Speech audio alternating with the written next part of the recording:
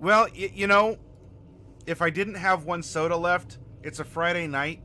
Well, while I'm here and I do get store brand soda, uh, my local Kroger does allow you to create your own six pack and usually of microbrew stuff.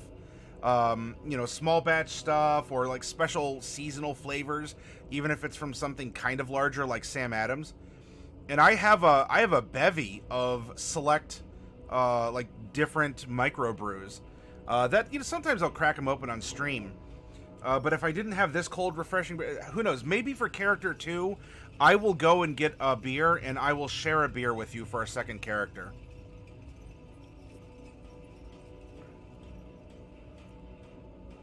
Yep, keep it local, Demon. Yeah.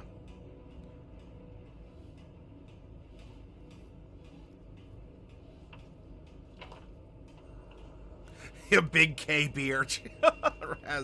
Actually, you know, the Kroger here locally is new. There was an older, and then there's an older version that they ended up selling the building to a neighboring NASCAR truck racing company that also does a lot of asphalt work in the area, called Thor Sport Racing. And then the asphalt that they do is Thor Works, I think it is. And then they built a new Kroger, and it actually has a bar. You can just go up, you can go into Kroger, and right there, you can just have wine. You can just sit there and drink a beer. It's a nice little bar area. New Belgium Oakspire Ale. I believe they have New Belgium because I do get a fat tire on occasion. I will look for the Oakspire Ale then. As long as it's not better served by being poured back into the horse. I don't much care.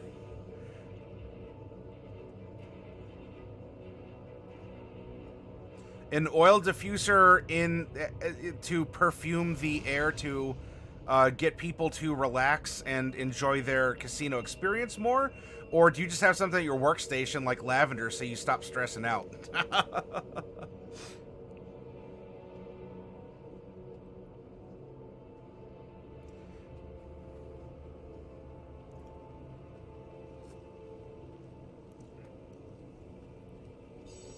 Gotta watch out, Machi. Next thing you know, they're gonna have you installing that super ugly carpet they have that forces your eyes to not look at the floor and to go up to the casino, to the slot machines.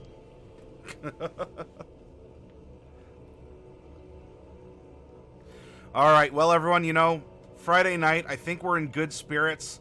Lots of humor, lots of fun. As you can see, but do you have your player's handbooks? Ahem. Crack open your player's handbooks. We're going to need it for our first character. Cold Smoke Scotch Ale. Imagine Guinness, but more coffee chocolate richness. I don't know if my local Kroger has that, but, you know, I would love to go and visit so many of you around the country. And I know there's a good chunk of you out west. And I don't mean like super west like California. I mean like mountain time zone. Oh, you're at home. Okay. Ooh, pardon me. Senin wants the ideal bond and flaw for our first character. So, all of you, you have inspiration points to spend. That is the black exclamation point with the yellow explosion behind it. And if you want to lock in a particular role, this is your chance to do so. We're going to be, and in fact, I'll bring it up here. We're going to be rolling for the character sex or a multi-class. We're going to have our race and possible sub-race. We're going to have alignment. Character level is fixed. We're going to generate a level 20 character. Though you can roll if we're going to take ASIs or feats. Character background is open. Personality traits, and then ideal bond and flaw, though that was taken. Class and subclass is fixed.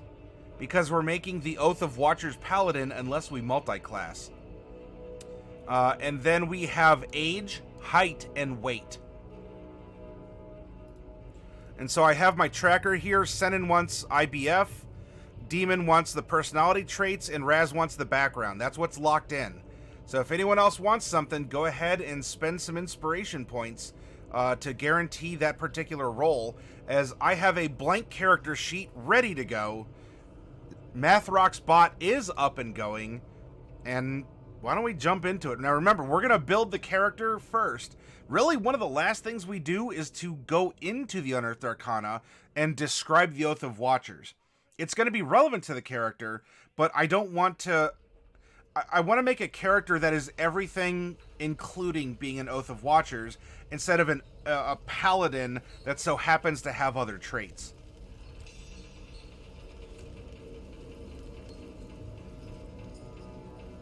Alright, so, to get us started, Machi, will you please roll a D100 in chat?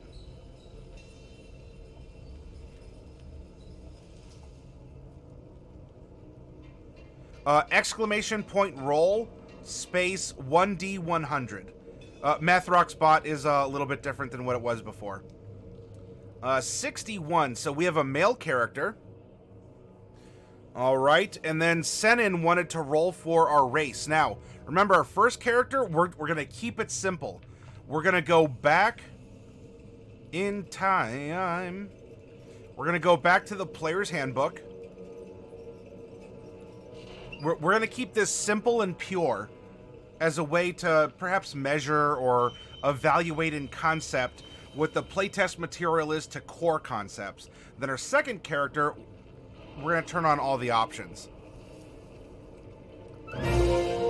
Oh my.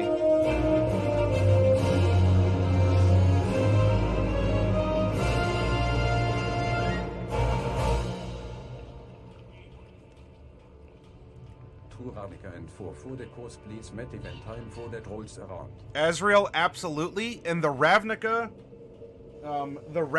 boxes are in a sealed brick still. So you're getting the first 2 boxes out of a sealed brick of Ravnica, and I will crack that open for you when we finish this character. Alright, so we have, let me clear this. Senin Senin jumping the gun a little bit here. But you rolled a 4 on the D9.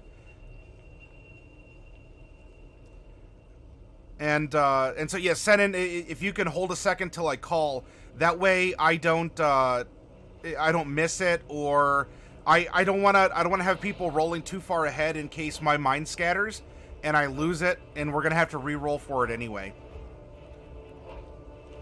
So, alright, I cleared that. A 4. We have a gnome, and so we're going to come down here, and we're going to go to our gnomes. Of course, there is a variant. And Azrael. Azrael, will you please roll a D4 in chat. Exclamation point roll, space 1D4. 1 and a 2... it's a forest gnome. 3 and a 4, it's a rock gnome. Hey, Senin, no, don't worry. I'm not scolding you. I'm not super upset or anything. I want to make sure that I don't, like, I'm happy for the excitement, and I feel bad if I lost, place and derailed. 2, so we have a forest gnome. We have a male forest gnome, so let's start filling this in. If any of you are playing along at home. Male forest gnome. Those are small in size, SMOL. We know we're going to be making a level 20 character. And now it's time for alignment. I don't see anyone locked in alignment. And so let's get Demon Quiller. Will you please type... or wait, Demon, you locked in something already? Who's here that hasn't locked something in? Silver Pirate. Will you please type exclamation point roll space 1D100 and give us an alignment roll?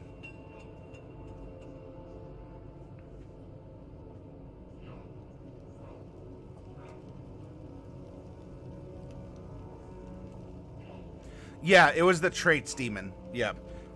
Fortunately, there's a queue. When you all spend inspiration, There's a window I can open up that has a queue of awards to redeem. And so if you include what you want to roll, it's a reminder to me here. We might not have Silver Pirate Cold Spark. Can you give me an alignment roll, please?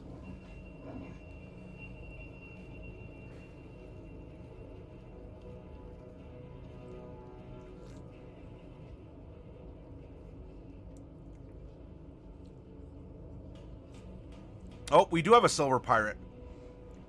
All right, Silver Pirate is giving us a true neutral character. And now we already know our character level, but what about our ASI or feats? Cold Spark, if you're here, I could still use a percentile because no one wanted to lock that one in on this character. And so if you're here, you haven't rolled or locked one in, so I can give you a chance to do something here.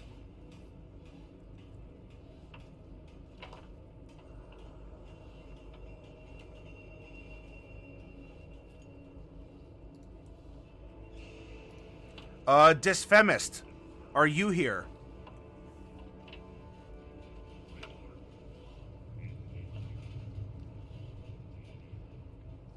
Can you give me a D100 roll in chat? Exclamation point roll space 1D100. It's fine, Hark.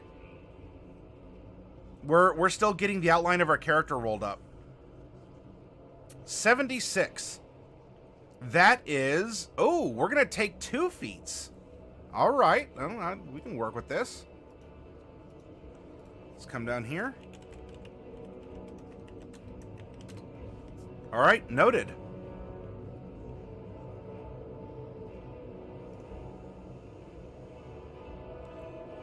True neutral. We're using the balanced odds. And so 45 to 56 is true neutral.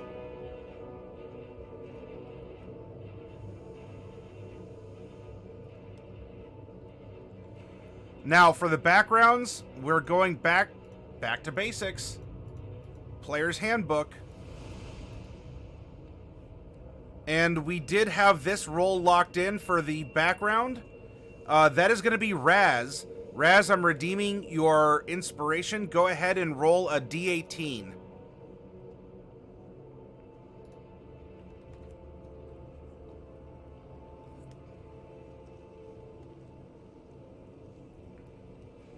Yep, it's fine, Senin. All right, you rolled a 9.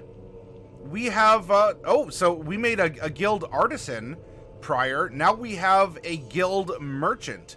We have someone who focuses on the selling of something in particular.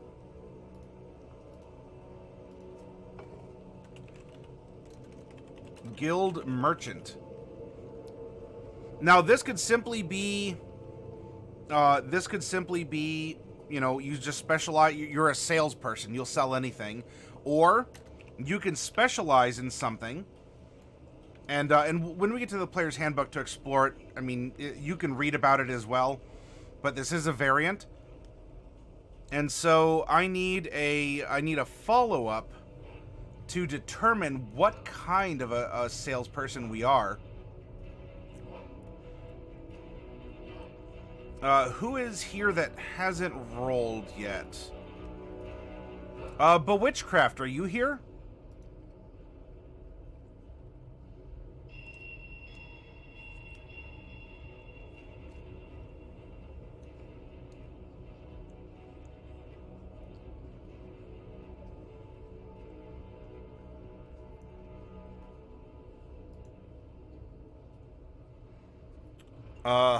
Hark actually showed up late. Hark, are you still here?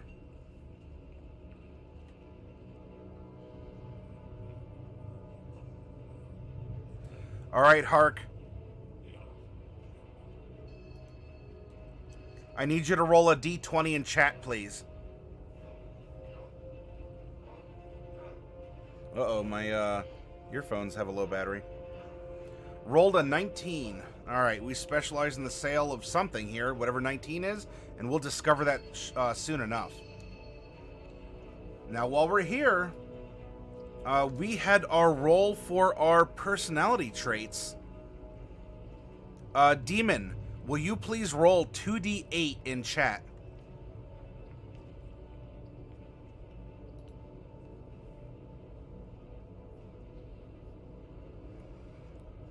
Seven and 4, and now Senin, will you give me a 3d6 roll for the ideal bond and flaw?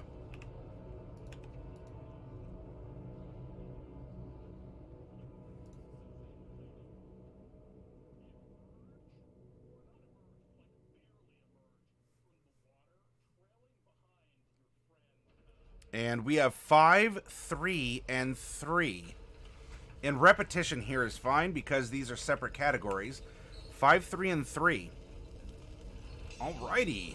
We are moving along. Our class, we're a Paladin. Our subclass, Oath of Watchers, from the Subclasses 1 document in Unearthed Arcana. And if any of you, if you don't have that or you're wondering what that's about, there is a... There's a link, and also if you type !UA, then my bot should send you a link to Unearthed Arcana as well.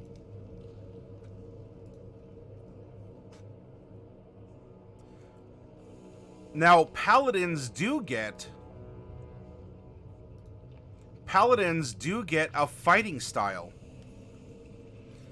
And what kind of a Paladin do we have here? Let's see. Who else is here? Marlboro Man, are you here?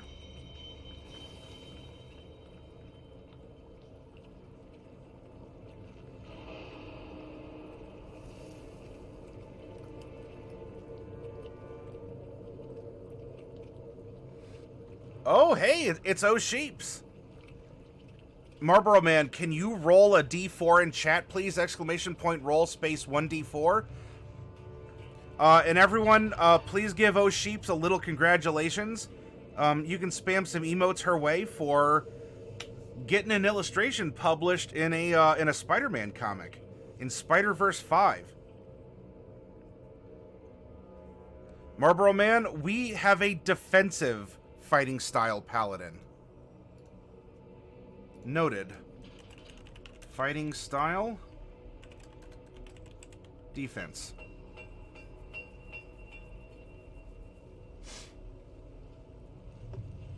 I hope she doesn't forget us when she makes it in the big city.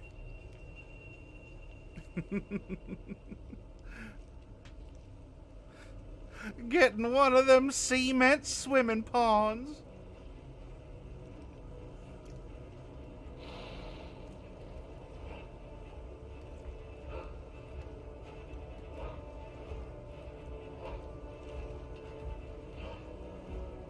Oh yeah, and Machi, you're saying one last beer note. Einstock's Icelandic Traditional Winter Ale is really good. I probably do not have that in my area, but I appreciate the suggestion, so I know to look out for something. Yeah, who are you again? You know, so O'Sheep, suddenly the sad kind of eyelashes like just turn into like sunglasses. And your logo goes from being a sad eggplant to like an indifferent, an indifferent, or dare I say, a smug eggplant. I'm famous, darling. Well, famous darling, would you please roll a D100 in chat to let us know how old our Gnome Paladin is? I wonder if we're going to get elderly again. We seem to be on a streak that our first characters are elderly. You know, you got to teach the new generation the old playtest techniques. Yeah, Karamdrade, exactly, just like that. Oh, those are sunglasses. Oh, I thought it was just sort of like, I don't know, like fuzzy, fluttery eyelashes or whatnot. Well then. Okay, O'Sheeps rolls a 53, and so that is going to give us an adult forest gnome. Boop-a-doop-a-doop, doop-a-doop-a-doop. There we go.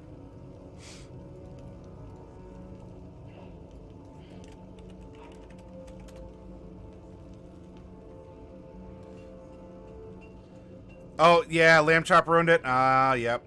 So that was the effect I was under, oh sheeps.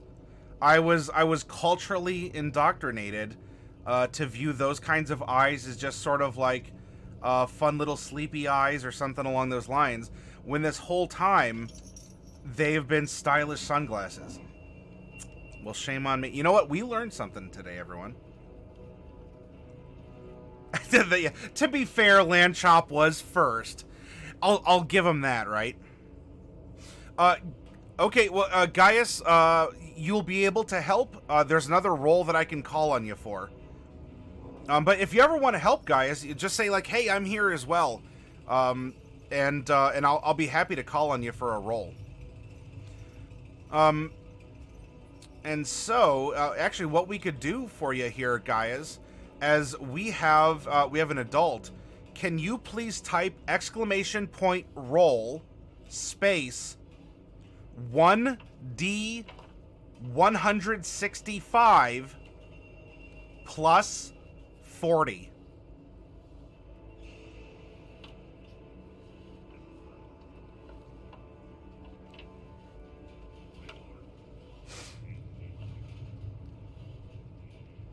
Yeah, I don't know if I caught what the minions were.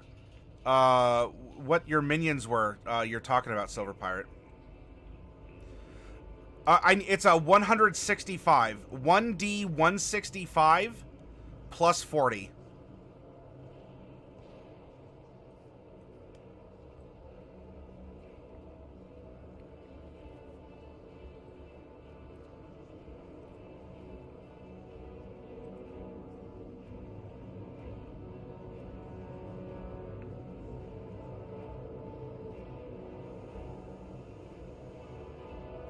And it has to be its own thing. So it's just !roll. Okay, there we go.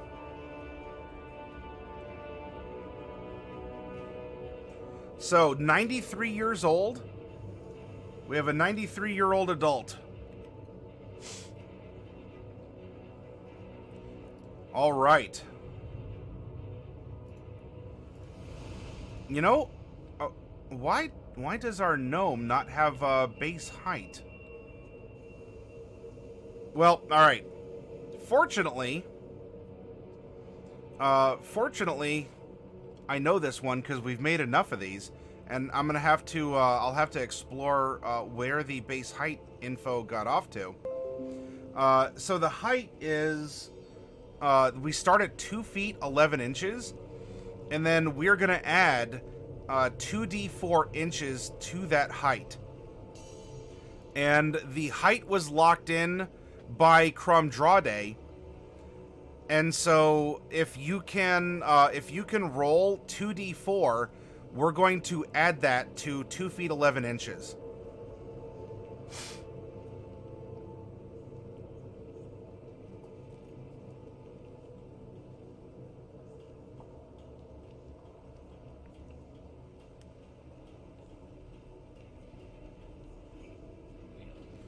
All right, so 3'3". We are 3'3", and then we're gonna take that same 4, multiply it by 1, and add that to 35. And so we are 39 pounds at 3'3". All right. So hey, congratulations! We have the outline for our character.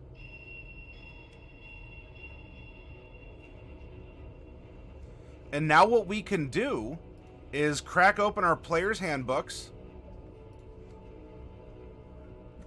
Pardon me. Oh, Sheep's got a gold star today, though, so she doesn't have to have her textbook.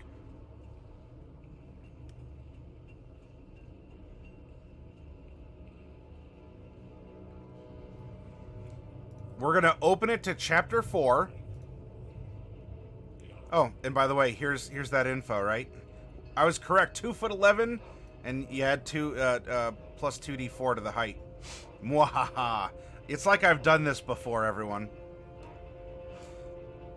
We're gonna go to Guild Merchant, which is a variant off of a Guild Artisan.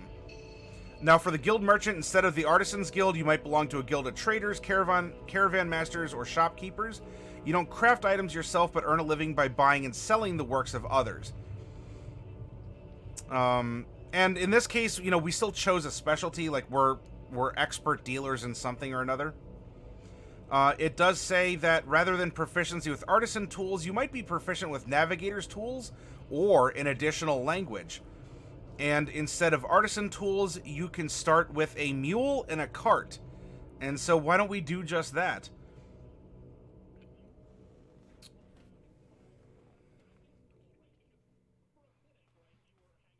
So we can start with a mule and a cart. And then instead of the artisan, I guess we'll go for... well, I don't know. What's our specialty? Let's take a look real quick. That was number 19. Number 19, weavers and dyers.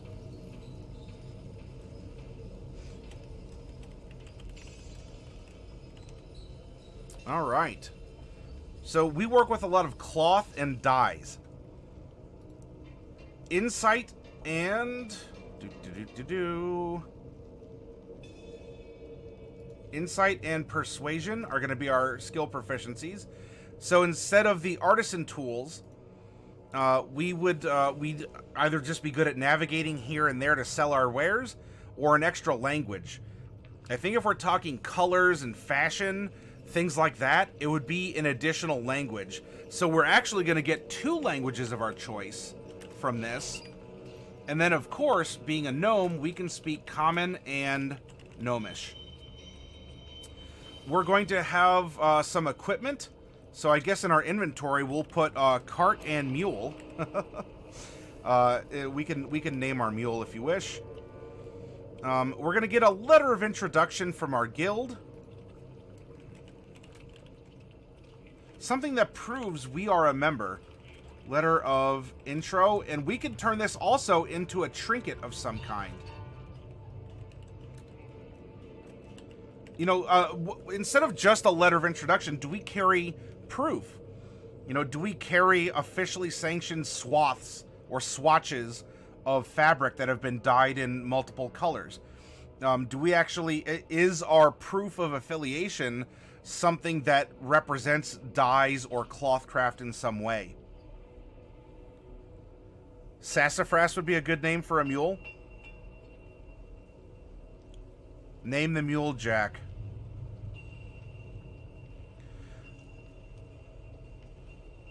Oh Sheep says, I just steal from another nerd and their lunch money. It's just my disco nature, baby. I don't expect anyone to understand.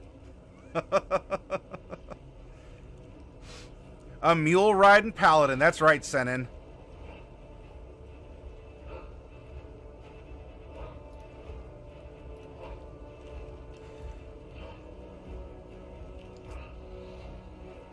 Oh, you want to name the gnome Sassafras. Gotcha. Crumdrade, can you give me a D100 roll for the trinket that's going to act as proof of our membership in the Weavers and Dyers, or like the Sellers Guild?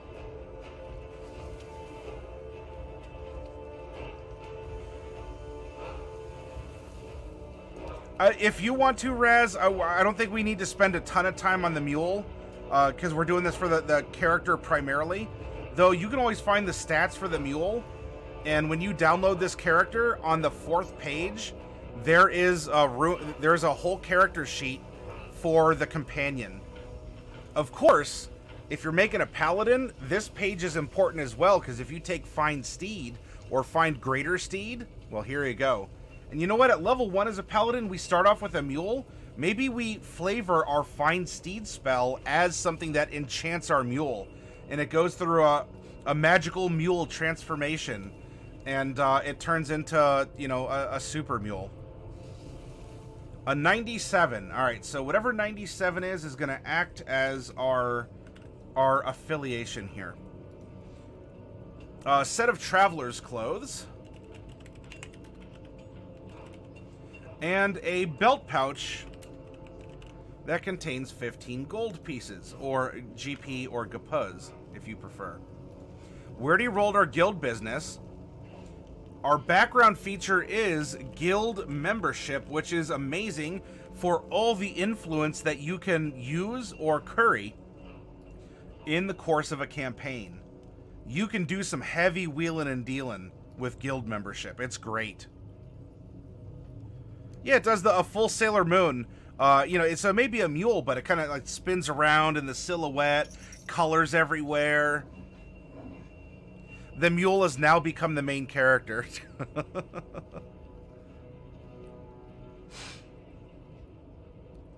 But yeah, like He-Man's Tiger Cat. By the power of Grayskull. Hey, Quingar, hello. We're just filling in some background parts on our character, so we're still fresh into it, and we're just about to dive into the personality traits of our Gnome, or I guess I should say our mule, who features a gnome paladin on the side as the lovely assistant. All right, our personality traits are 7 and 4. Number 7 goes, I don't part with money easily and will haggle tirelessly to get the best deal possible. And number 4, I'm full of witty aphorisms and have a proverb for every occasion.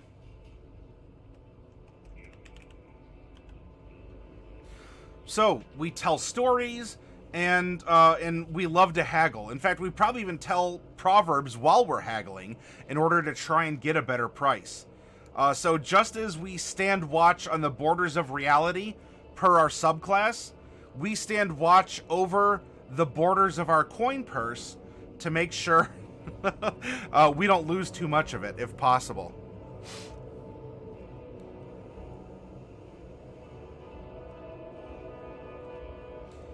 Machi said they did hint that everyone who didn't have Twitch Turbo might be getting ads last year. So the implication, Machi, is that you have to have Twitch Turbo and subscribe to the channel in order to not get ads? I guess in that point, what's the point of subscribing to a channel? I mean, there's emotes and, you know, the knowledge you're supporting, which is powerful, but I don't know, it's kind of weird.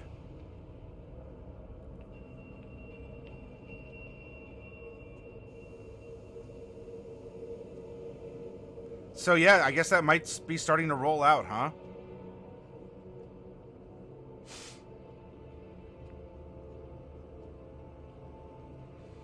And Sheep says, by the way, on mobile, I did get an ad before stream, so it might be a glitch for mobile or something. Money paid subs aren't supposed to get ads, but Prime subs do get ads. Oh. Huh. All right, Silver, thanks for hanging out with us tonight. Be well.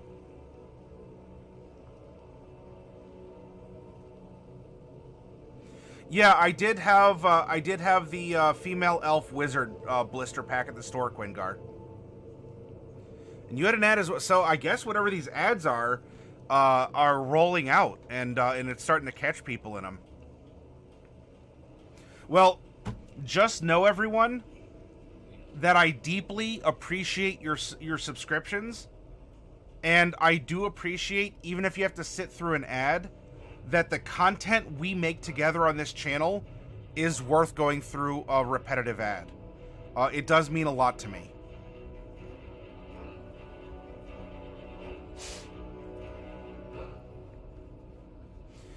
All right, so that's our personality trait.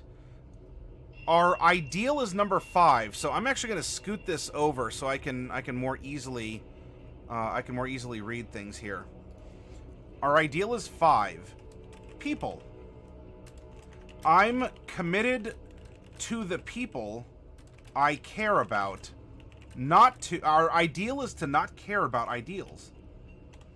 And of course, that's a neutral one. You've heard me preach it before. In short, your ideal does not have to have a word in parentheses that matches your alignment. We can have an evil ideal and still be a neutral character. In this case, we care about people, so, you know, we'll haggle, though it doesn't mean that we'll be abusive about it. And, you know, and we're sharing wit and wisdom as well, so maybe if we haggle, We understand we're haggling, though we're trying to take a bit of that edge off by at least providing some entertainment and some stories. We'll be like the clip of the ice cream merchant that like kept playing games, you know, with the ice cream and the cones, and like the person's like da, da, da, da, da, da, da. And so we might give people a bit of a hard time, but ultimately we're fair. They get the product they want, we get the coin we want, and we'll have a story to share afterwards. Our bond is number 3. I owe my guild a great debt for forging me into the person I am today. I wonder how that could play into being a paladin. A paladin does not have to serve a religious order in 5th edition. And I wonder then, could our paladinhood be an expression of our dedication to our guild? Think about that. And lastly, our flaw, because we are all flawed creatures, my friends, is number 3. No one must ever learn that I once stole money from guild coffers. Uh-oh, we did a naughty in the past. And we didn't get caught, and so maybe our loyal service is a way to assuage our guilt, because maybe we stole money to get a start in the cloth crafting trade, and we've become successful at it. And even if we've paid it back monetarily, or we've paid it back through service, if anyone finds out, that's a big shame on us. Hey, GM Vault. Good to see ya. You're gonna go to sleep now? Alright, oh sheeps, thanks for hanging out with us. That's right, Twitch is gonna find a way to get all our pennies.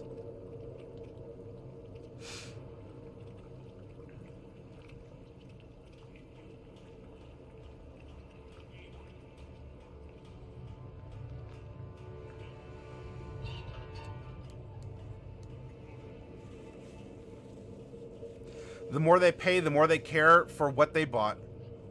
Yes, Crumdrade. Hey, yeah, even an IRL merchant. Anything that I sell, I guarantee you could find it cheaper on Amazon. So, why do you all want to do business with me? By spending your time with me here? By spending your money through a subscription or a donation? Or by getting minis? Why do people go to the physical store when they can buy things for like $2 above, whatever, like, they could get a box of magic cards for like $2 above cost of shipping and the box itself from a wholesaler? It's because the extra money goes into something you believe in. It goes into keeping the space open to play, to, you know, keep the lights on, the doors open, to have this group of friends that can gather together. It also helps keep the merchant honest, because the merchant knows that you could find goods and services cheaper elsewhere. And so if all you are is a price to someone, then you have cheapened yourself, because all you are is a price to someone. And so this would play into Paladin oaths for upholding a certain standard, for fighting for ideals and beliefs. Well, I mean, our ideal is to not have ideals, but you get what I'm saying.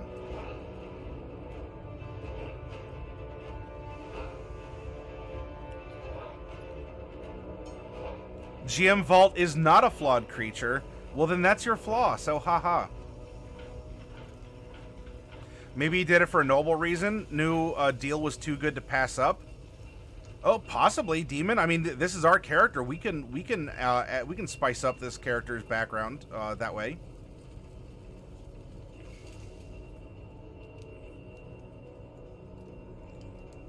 The Paladin's religion is like a gang. Got to steal something of value. I suppose, GM Vault, though that might be kind of contradictory to what we've done so far. Though, you know, depending on what the details of being an Oath of Watchers Paladin is, it could be something along those lines. Crumdrade says, we love you, Maddie. Amazon is a soulless robot that resells used returned goods. Well, even if you all do appreciate who I am and what I do here, I will still do what I can to earn that appreciation continuously. And if I ever seem to be taking it for granted, you have to call me to carpet for that. You have to. I do not... I mean, hopefully I've never seemed to have, a big head or an ego trip about things. But if it seems like I'm getting too big for my britches, or, I'm at risk of falling out of favor because of whatever reason, talk to me. Paladin, Oath of the Merchant. Well, that's kind of what we're making. An Oath of Watchers. Hey, you gotta guard your stuff.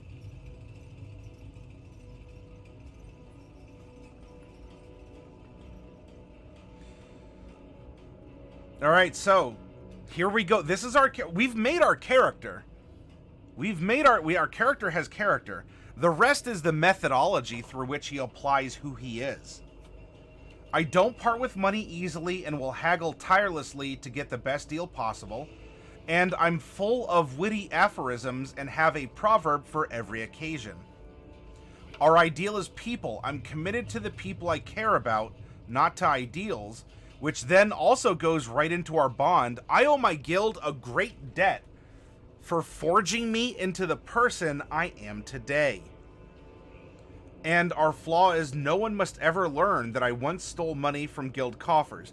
If you have a friend that hands this character sheet to you as a dungeon master, this flaw, let alone the bonds, has created a possible rival or villain. Someone who actually knows and is going to act as a bit of a speed bump, perhaps, for that person. You know what, Crumdrade? I guess that's an appropriate response to GM fault. Maybe he guards the integrity of capitalism. He keeps people honest. And so what is so Demon? He is his alter ego is the invisible hand. Because ultimately, there's a sense of realism and idealism to the concept of the invisible hand.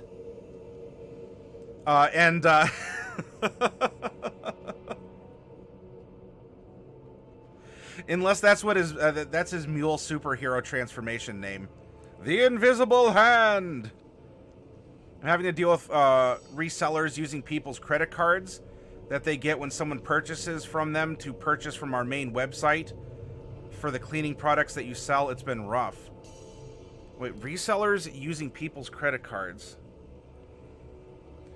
So you're saying, Quingar, like someone sells on Amazon, they capture that person's credit card info, and then the person who captured that is trying to buy stuff from you with their credit card? Adiranate, welcome. Good evening to you, or good morning, if it may apply. That is crazy.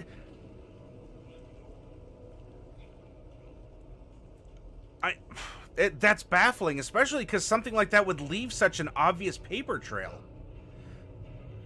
And I can understand how that would be, how that'd be frustrating to you, Quingar.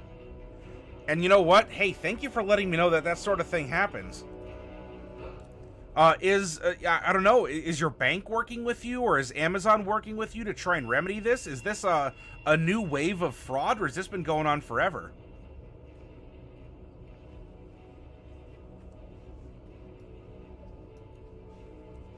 But here we go. So we have the invisible hand of capitalism at work here, everyone. We have the watcher on the capitalist wall. It's a new wave of fraud. Well, if you think about it, do we always check reviews or things like that? You know, if someone just pops up and sells, because it's easy for platforms to offer, you know, a chance for someone to sell. But Quingar, thank you for the heads up on that. Just so you all know, listen to Quingar about using caution. You had somebody do that with your work credit card? Good thing the card company caught it. Yeah. That's scary. Which, by the way, everyone, do you remember this? Do you remember this derpy capsule have? I contacted the company, and they're sending a replacement. No hassle. I mean, I just had to give them the transaction ID. No hassle. Talk to the person on the phone. Wonderful conversation. And I'm getting a replacement capsule for free. Affecting Amazon too. Shouldn't blame them, but demonstrates lack of eyes and hearts on products. Everyone, yeah, watch out. Unless you have a paladin like this watching after you. Okay, so now we have our background. We have this whole conversation, this headcanon for our gnome paladin, and yet we're fine knowing it's a gnome paladin. We put that off to the side, but we're discussing the character. We're discussing the history, all the possibilities. This is the core. This is the nut. Keeping a PG-13. This is the inner part of the character that motivates him to adventure, that affects decision making on where to go and what to do. And now that we have this background, let's go to races and explore what being a gnome offers us.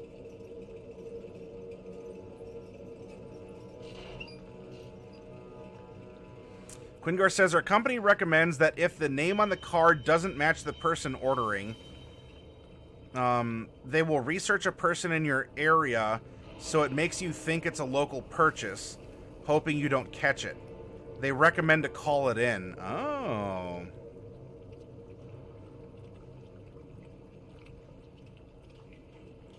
GM Vault says they'll pay more in postage than the cost of the capsule.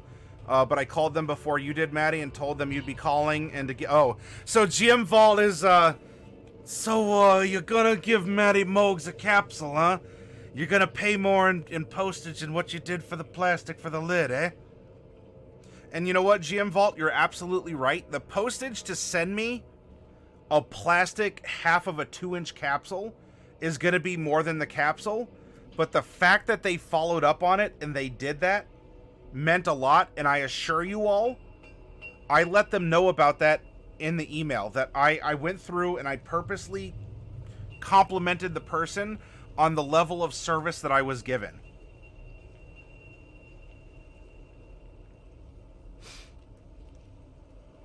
Yeah, Dysfemist, I haven't made a decision on it yet. I may have to rebalance costs for boxes, depending on the averages of things. Right now, everything is still the same, but with postage as it is, I'm gonna have to go through and sort of rebalance. I'm gonna have to go through and rebalance and see if I can keep things at the rate that they are.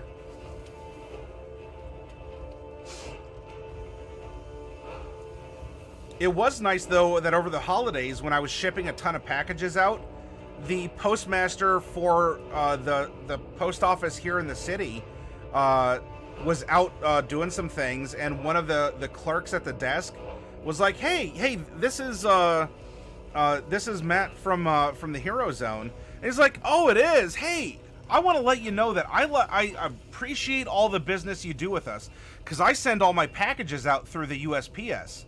And I'm very kind with the postal workers at the counter when I drop them off. And so, I'm a decent human being who does business earnestly with this entity. And wouldn't you know, the people at the counter knew me. They passed me on to the postmaster, who went out of his way to take a moment and say, I thank you for all the business that you give our post office branch. It felt nice. Look, if that wouldn't put a spring in your step, I mean, I'm sure there's a lot of other things that could, but I'll tell you, that is one that put a spring in my step that day. Absolutely. All right, our speed is 25 feet, 12 climb, 12 swim, 0 fly. We get 60 feet of dark vision. We have advantage in all int, whiz, chaw saving throws against magic.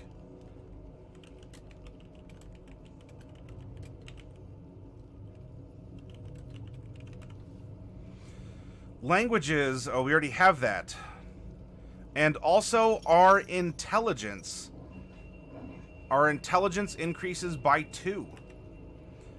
And then we are also a forest gnome, which means our dex score is going to increase by 1. We're going to know the cantrip of Minor Illusion with Natural Illusionist.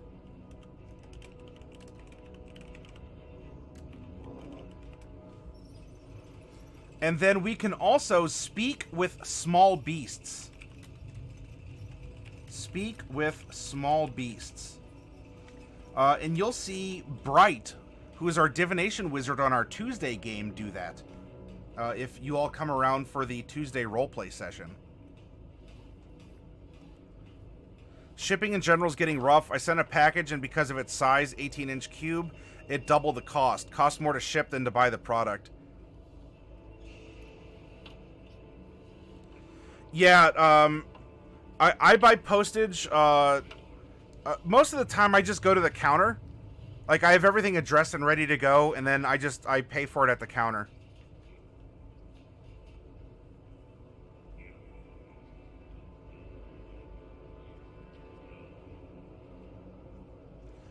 Adiranate, still want you to play on stream sometime. What specifically, Adira?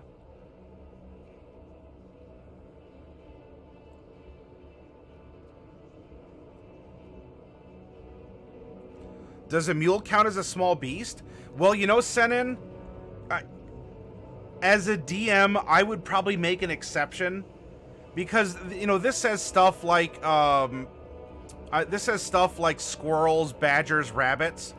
But you know what? If this is our loyal mule, your DM would probably let you speak to your mule.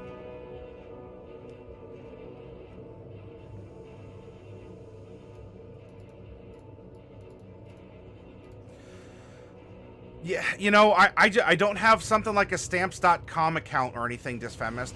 When I was doing a ton of eBay selling, of course, that's electronic postage, and I was printing off labels left and right. But due to the nature of the type of business that we run here, there's not really,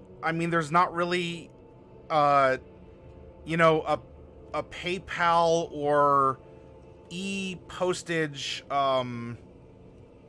you know, setup for that. And so I just do it all by hand. I'll be starting a stream soon for D&D. Oh, well, yeah, so dear Nate, as you set that up, please let me know on Discord, and I'd be happy to pop in for a session.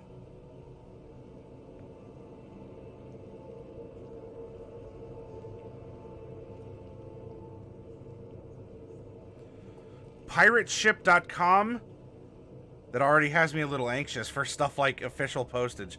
Pirateship.com is free, no minimum, offers commercial plus and cubic rates. Yeah, but does your mule want to speak to you? That is a very good point, Azrael.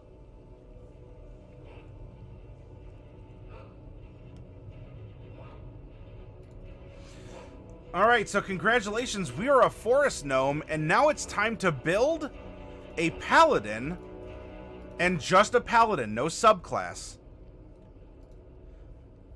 We're making a 20th level one, so our proficiency bonus is a +6, and our spell slots are 4, 3, 3, 3, 2.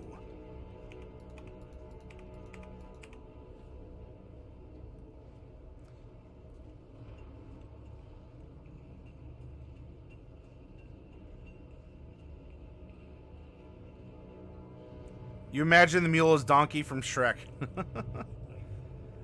Oh, from Harry Potter? Got it. Yeah, Adira, when you move to that point, if there's some prompts you need to give me, yeah, we'll talk about that.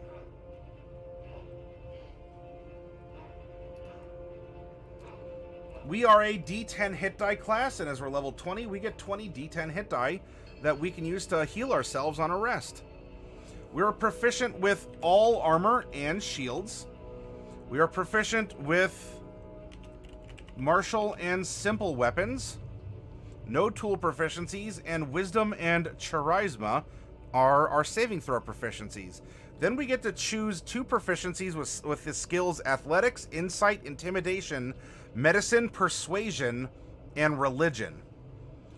Let's go to our personality. Let's go back to the core of our character. I don't part with money easily and will haggle tirelessly to get the best deal possible. I'm full of witty aphorisms and have a proverb for every occasion. That speaks history. Although we don't get history for a paladin, you can always talk to your DM maybe for a replacement one if you think it's appropriate. Still, if we go with what we have, we're already getting insight and persuasion. So that would give us intimidation, athletics, medicine, and religion. I'm committed to the people I care about, not to ideals. I owe my guild a great debt for forging me into the person I am today, and no one must ever learn that I once stole money from guild coffers. You know, haggling could be persuasion. Haggling could also be done through intimidation as well. Yeah, Quingard, yeah, I agree, but our background already gave that to us. So perhaps intimidation, and you know what? As we're dealing with weavers and dyers, if we have a wagon to load up, and if we're if we're a part of the short squad, what about athletics? That way we can haul clay pots of dye. That way we can drag rolls of carpets. That way we can handle the things that we're loading and unloading to sell.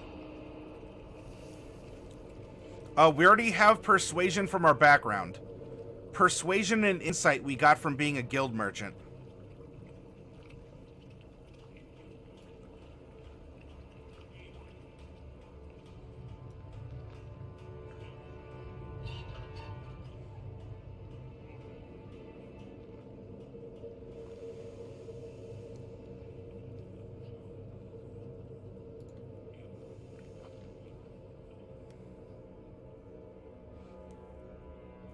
I would like history as well, but that's not available to a paladin. And so instead of history, again, I say that not because I'm trying to limit you. If we're going by what the book says for the build, I'll make the comment on the side that you should always talk to your DM about it. But I think that intimidation and athletics would be the way to go here. Our starting equipment, I'm not too worried about it. We're level 20. I don't know what we're going to be swinging. But what we are going to put is strength and dex to calculate if we use either of those weapons, what our to hit will be. Now, for our class, we are getting Divine Sense. We're going to get Lay on Hands. And that is going to be 100 hit points that we can restore or use in chunks of 5 to remove various effects. We already have our defensive fighting style. We're going to get spellcasting, not worried about that just yet. We're going to have Divine Smite, although we're actually going to have Improved Divine Smite later on. So right now I'm going to put Improved Divine Smite. We are also going to get Divine Health. Sacred Oath, we'll get to that. One of the last things we do. ASIs, one of the last things we do. We're also going to get an extra attack. We're going to have an aura of protection that is now expanded out to 30 feet. We also have an aura of courage, which is expanded out to 30 feet. Then we're going to get Cleansing Touch. Beginning at 14th level, you can use your action to end one spell on yourself or a willing creature that you touch. And this is going to be charisma per long rest. So there we go. Paladin goes to 14. This is one of the classes you get your capstone from your oath. Because as a paladin, your oaths are going to define you more than the basic chassis that all paladins ride.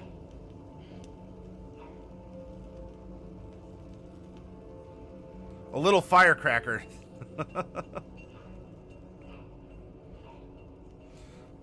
And now we're going to dip into our sacred oath, which I'm going to put the link to here in case you don't have it for yourself. In subclasses 1, Oath of the Watchers.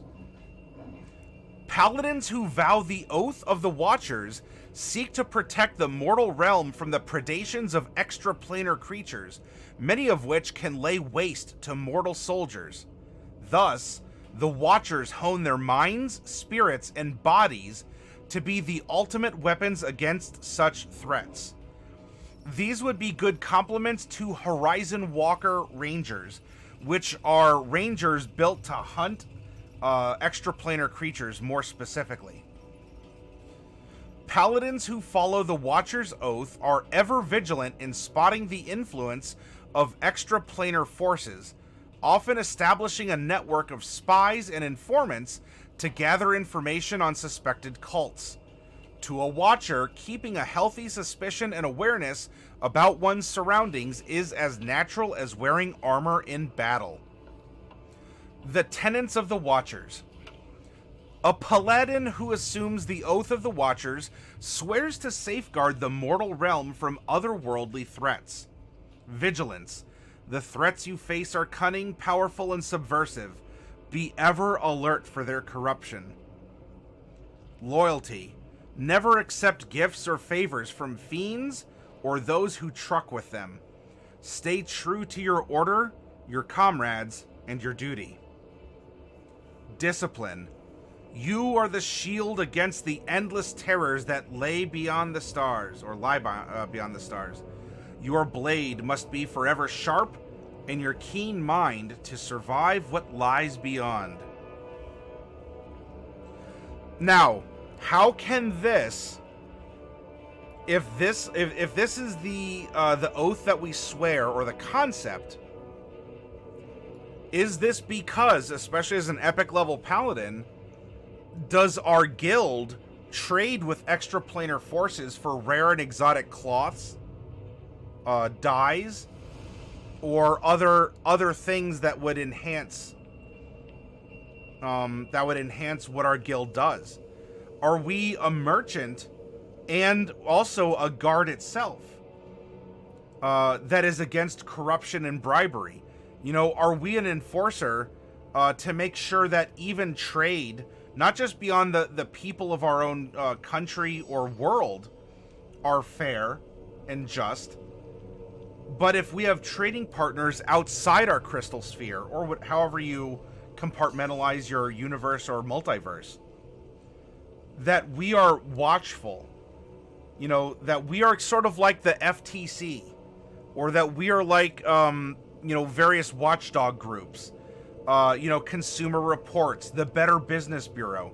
I mean, this could be the Better Business Bureau watchdog that is set against the forces of predatory capitalism, or overreaching governmental policy, if we're playing neutral.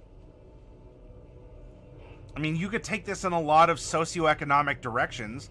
You can just you can remove socioeconomics, and you can just make this a point of planar trading. If a rift opens up to Ravnica, if a rift opens up to why am I forgetting the central city in Planescape? It's the endless Sigil. If a plane opens up to Sigil, who's gonna be the one who tries to mediate deals? Because, oh my goodness, that is... I could teach an economics lesson on free trade and all this. Anyway, that's a story for another time. Ezra says, well, I have heard things about the Teamsters Union. In regards to what, Ezreal? I'm sorry. I think I might be catching your comment after I've already made the point you responded to, so it's already fallen out of my ear. Now, we are going to get some oath spells, and remember, these do not count against the number of spells that you will be able to know as a paladin. These are freebies that come about because you are upholding the tenets of your conviction or your faith. We get Alarm and Chromatic Orb. We get Augury and Moonbeam. That's right, you got to make sure you're not dealing with shapeshifters, I guess.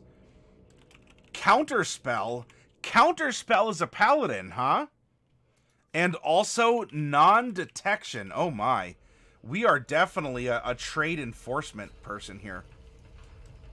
Aura of Purity and Banishment. And lastly, we get Hold Monster and Hallow. Oh, trucking with friends. Da-da-da-da-da-da. Huh.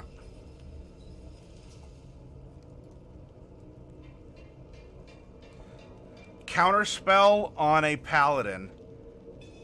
I mean, you know what? By default, we're like, yeah, you know, spell slots on paladins really just mean you get to smite that many more times. My goodness, if you could just counter as a paladin and just go, no fireball, no whatever. Ooh, that's powerful. I love it.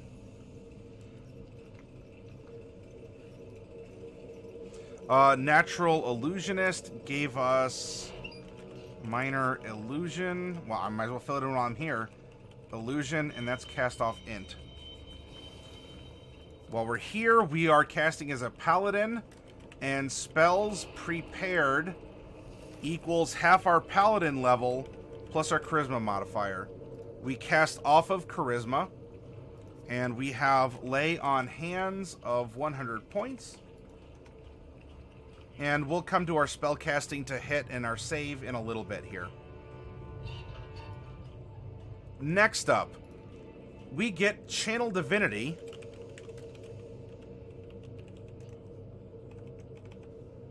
Our first is Watcher's Will. You can use your Channel Divinity to invest your presence with the warding power of your faith. As an action, you can choose a number of creatures you can see within 30 feet of you, up to a number equal to your charisma modifier, minimum 1. For 1 minute, all the chosen creatures have advantage on intelligence, wisdom, and charisma saving throws. Now, that doesn't say specifically against magic like what our gnome does, but this is like taking our gnome brain and applying it, boop, to others. We're educating other people on what to watch out for credit card fraud. Where it's topical. This is why y'all hang out here, right? Hey, Van, welcome. Oh, you had a great time DMing? Do you have a tale from the tabletop you want to share with us? And we also are getting Abjure the Extraplanar. You can use your Channel Divinity to castigate unworldly beings. As an action, you present your holy symbol, and each elemental, fey, fiend, or aberration within 30 feet of you that can hear you must make a wisdom saving throw. On a failed save, the creature is turned for 1 minute or until it takes damage. A turned creature must spend its turns trying to move as far away from you as it can, and it can't willingly move to a space within 30 feet of you. For its action, it can use only the dash action or try to escape from an effect that prevents it from moving. If there's nowhere to move, the creature can use the dodge action. So there we go. We're driving people that are unworthy away from our market stalls. We're driving people who are preying upon the pious from the temple. We are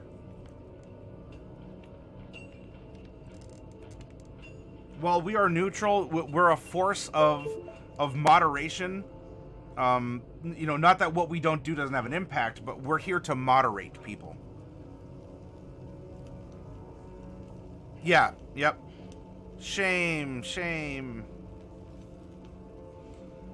Next, we're going to get Aura of the Sentinel. You emit an aura of alertness while you aren't incapacitated. When you and any creature of your choice within 10 feet of you rolls initiative, you each gain a bonus to initiative equal to your charisma modifier. And this goes up to 30 feet. Whoo, doggies. This paladin is a party player. I mean, paladins do offer aura support and whatnot, but that channel divinity that gives advantage on mental saves, and if it comes down to initiative, that we get that extra charismatic boost, that wink and that I believe in you. And suddenly your heart goes doki doki because Paladin Senpai noticed you, and, you know, we're going to fight this fiend together. So not only are we better at saving because of our aura of protection and our aura of courage, we're also we also get our aura, our Watcher's Will. It's not an aura, and then the aura of the Sentinel, which makes us even more alert. Ooh hoo hoo. Then we're going to get Vigilant Rebuke. You've learned how to magically chastise anyone who dares cast unwanted spells at you and your wards. Whenever you or a creature you can see within 30 feet of you succeeds on a saving throw against a spell, and as a gnome, let alone as one that gets Aura of Protection, let alone one that can get Watcher's Will or has all this other stuff, you can use your reaction to deal 2d8 plus Charisma force damage to the spellcaster. Whew! And we can also just go counterspell. Nope. And then we get Mortal Bulwark. This is our capstone. You manifest a spark of your deity's power in defense of your sacred oath. As a bonus action, you gain the following benefits for 1 minute.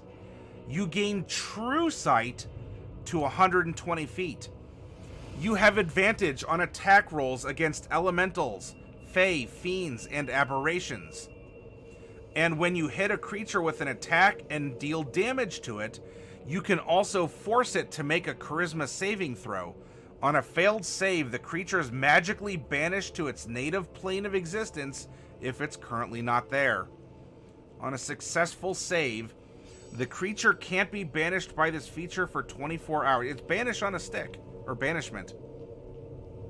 Once you use this bonus action, you can't use it again until you finish a long rest.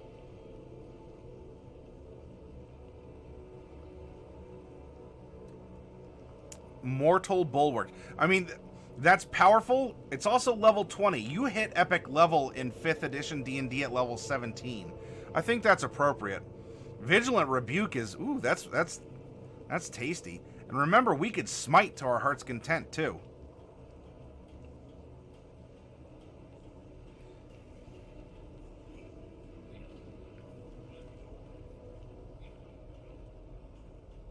Oh, no, you didn't. When he's toe-to-toe, his nose is in it. And when he's nose-to-nose, his toes are in it. Sinan says he doesn't even need to swing a weapon. Just give him a shield and a shield and a cross. That's right. You know, he just walks in the middle as a force field generator. Van says, my group of 3 rogues, artificer, and a ranger posed as a merc group to make easy money as caravan hands. They found themselves on the second night with a dead merchant, 2 carts burned, and 2 carts missing. Tracking the carts to an abandoned monastery. Find out next week what our adventurers do. Ta-da! Yeah! And Van, if you want to copy that blurb or even expand on it in our Tabletop Tales section on Discord, I would love to hear what happened and how it's going to resolve. And I appreciate you taking the time to type that out and share it. So cool. Here we have the Defender of the Invisible Hand. It's now time to drop our ability scores into our Paladin.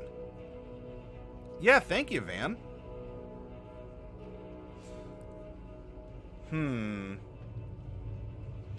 know, we do have defensive fighting style. We can go heavy armor. If we're really worried about that. You know, strength could be important. I wonder if we're more of a dex fighter, though. Charisma 20? Yeah, I think we have a very charismatic person. Someone that other people should trust. And so you know, strength, if we want to wear heavy armor, which we don't necessarily have to. I mean, dare I say, hold on a moment. Dare I say we wear medium armor with a higher dexterity score than full armor. And maybe we're not a very strong paladin. We don't need to worry about multi-classing. And if we go medium armor, we do not have a strength requirement.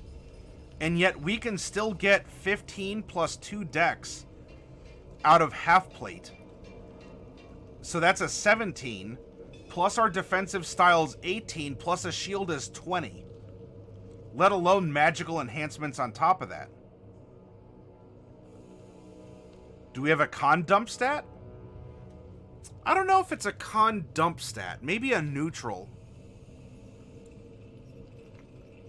Well, I don't know. Huh. Would you all like to see this to be a Dexadin? It's okay if we have a low strength because we at least have proficiency in athletics. But you know what? Strength or con, I think, would be the dump stat here.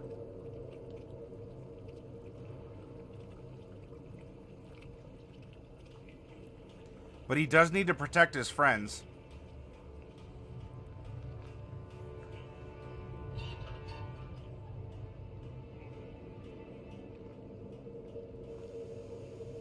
So to do that, I think strength will be our dump stat so we're not losing out on hit points. Because we need to make sure that we're around for our friends.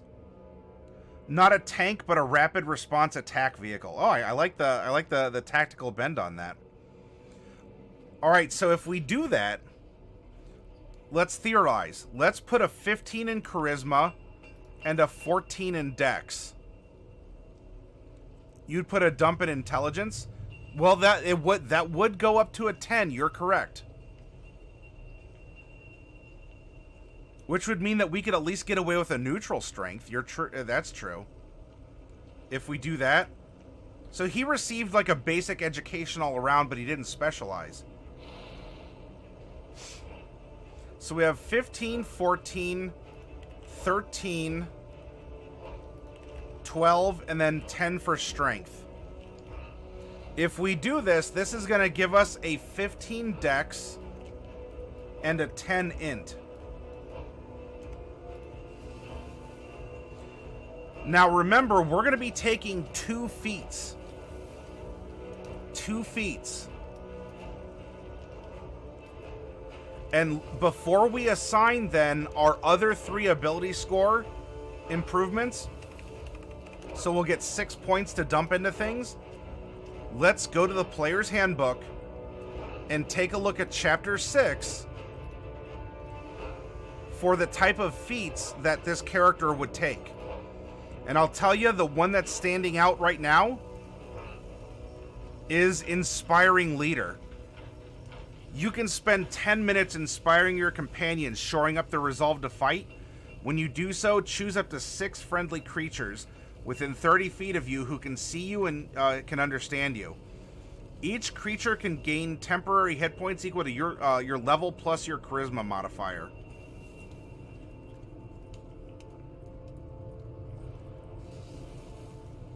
Alert can, though I wonder if that wouldn't be redundant because of our aura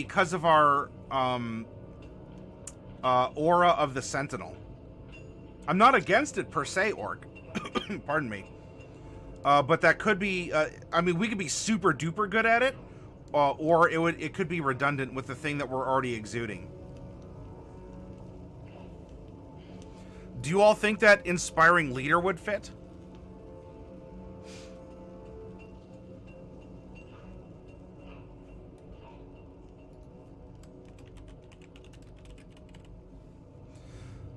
Now, here's something else that we can consider. We do use a shield.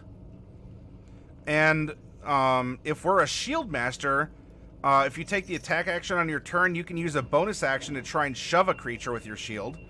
If you aren't incapacitated, you can add your shield's AC to any dexterity saving throw you make against a spell or harmful effect that targets only you. So we have mental saves on lock. This would help with dex. And if you're subjected to an effect that allows you to make a dex saving throw for half damage, you can use your reaction to take no damage if you succeed on the saving throw. Something else that we can consider is Medium Armor Master. Wearing medium armor doesn't impose disadvantage on stealth checks, and if you wear medium armor, you can add 3 rather than 2 to your AC if you have a dex of 16 or higher, which we will end up with a dex of 16 or higher. So this would give us more armor and even more mobility for being stealthy, or with Shield Master, we can, we can use it for some battlefield positioning. And we can also live a little bit more by enhancing our dex save and the amount of damage that we take.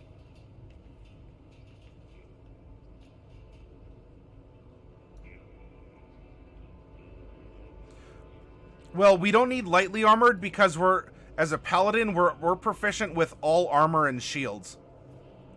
And so what we would be doing is looking to enhance things. Cromdrade, mechanically, no.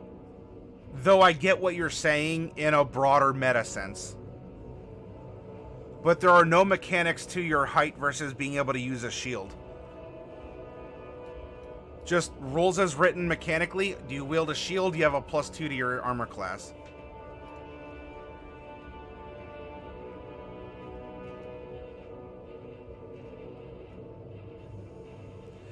I'm kind of liking the increased armor class.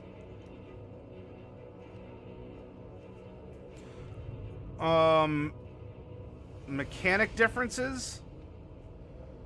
You can't, weapons that require 2 hands, you deal, or you have to swing at disadvantage. Aside from that, that is about it for hard mechanics for small creatures.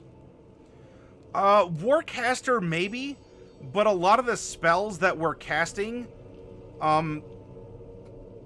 aren't, that's not really a consideration, or not too much of one.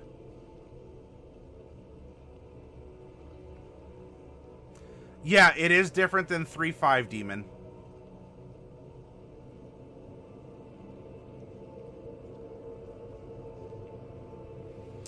I'm kind of thinking of the, the medium armor master would be the way that he would go here. This is, because this is also going to give,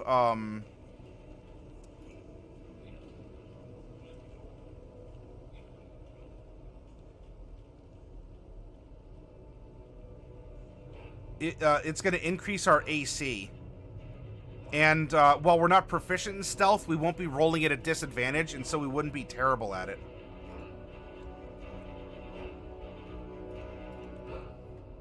So let's go medium armor master. Now that we have our feats, we have 6 points to drop. I absolutely agree 5 of them is going into charisma. That leaves 1 left over, and that's going to bring our dexterity up to 16. So we may not be the best, at level 20 to hit things. We're not terrible at it. We're still going to have a +9 to hit. Though we're not the, what was it? We're not a tank. We're a rapid response vehicle. We can harry enemies. We can try and to coax them or to bait them. but we are a central, you know, like we're the standard bearer that's in the middle of our group. Everyone stay within 30 feet of me and I will keep you up and going. Hopefully this challenges your perception of paladins, as many of us might just want to, you know, make a mad rush to get our to hit up as possible, because we're like, yes, smite all day long. Smiting's not bad. Attacking is always an option as a default. What else can we do on the vehicle of a paladin? And I think we've explored that here. So we have a 0 strength, 3 dex, 1 con, 0 int, 1 wisdom, and 5 charisma. Passive, we're not there yet. Our strength saving throw 0, but athletics is 6. 3's down the line for dex, which means we're not terrible at dex saves. Con 1, intelligence is 0 down the line. Wisdom is 7, insight is 7, everything else is 1. Then charisma is 11, intimidation's 11, persuasion's 11, and the other 2 are 5s. That's going to give us a passive perception of 11, as that is 10 plus your perception modifier. It's your natural awareness of what's going on around you. Armor class. If we are wearing half plate armor, that is 15 plus our full 3, that's 18, plus shield would be 20, plus defensive is 21. That being said, by level 20, what if we have a magical shield or armor? So I'm still going to put a question mark here, though in starting, well, not really starting equipment, but in basic equipment, we would be rocking a 21 AC, which is immense in D&D 5th edition, even at level 20. And look at this, as a paladin, we have a +3 initiative, and our charisma is going to be adding to initiative as well, with that aura of the sentinel. Ooh, oof. Hit points. At level 1, we get our full hit die of hit points, which is 10. Then for our remaining 19 levels, we get half plus 1 of your hit die, unless your DM says otherwise. Then for all 20 levels, we get bonus hit points equal to our Constitution modifier. So here's our math. Our bonus hit points are 20. Then we have 114. So this is 134. 144 hit points at level 20. If we're attacking with a strength-based weapon, it's at a +6. If we're attacking with a dex-based weapon, it's at a +9. And by the way, what this also means, if we stand in the center, we can use dex weapons, and you can't smite on a crossbow or a longbow, but we can certainly use them while standing in the middle of a group. If we're attacking with a spell, we're rolling at +11, and to save versus our spell effects, our enemy needs a 19. Oh, it's tough to resist us, isn't it? Let's see, Cleansing Touch is going to be 5 per long rest then. And Inspiring Leader, we're going to be handing out, shoot, how many was this now?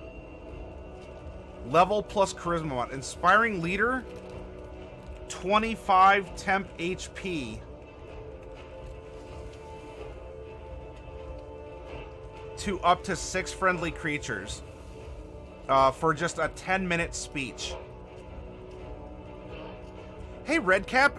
Hey, Redcap finished his first session over at D&D Time. Redcap, how did everything go? Did you have fun? Tell me about your experience over on D&D Time.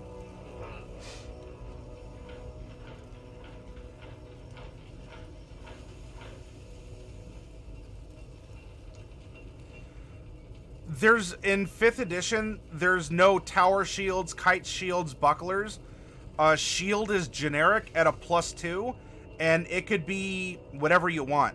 It could be wooden, it could be metal, it could be the shape of a badge, of a circle. Unless you make homebrew rules or calls at your table, Cromdrade, a shield is a shield is a shield.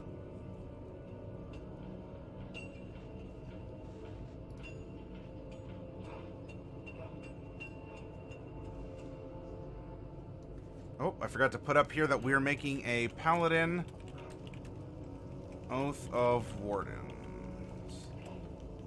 All right. So we come down here, 19 to resist our spells, plus 11 if we attack with them.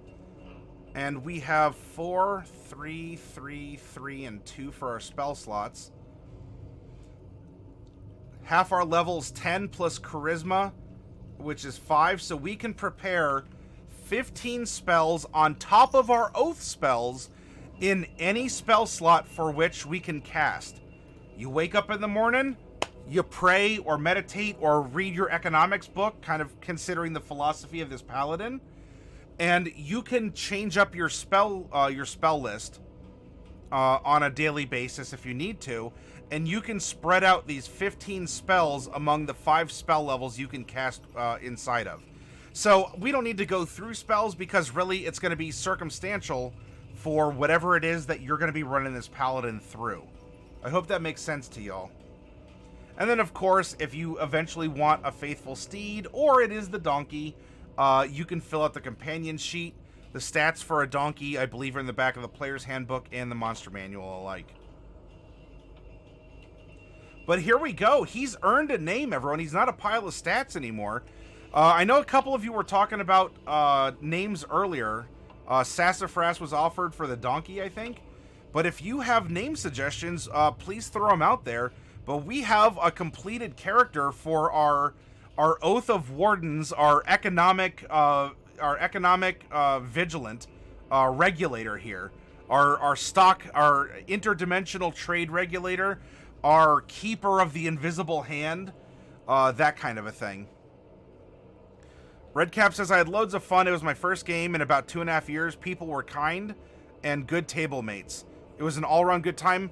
Redcap, thank you for giving them a chance and letting the community prove themselves to you. And hopefully I will see you back playing more D&D time. Pete and Jeremy run a great show and host a wonderful community. And I'm glad that you got your first play in 2.5 years and you had fun doing it. We'll see, Demon. I guess you can explain that to your DM and see what happens.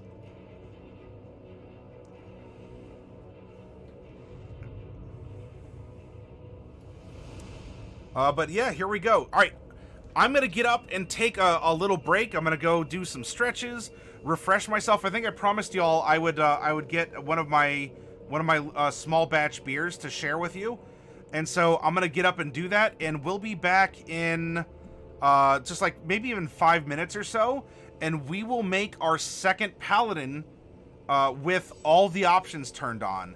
So if any of you want particular dice rolls for it, spend your inspiration now, get in the queue, make your call, and we'll make our second character.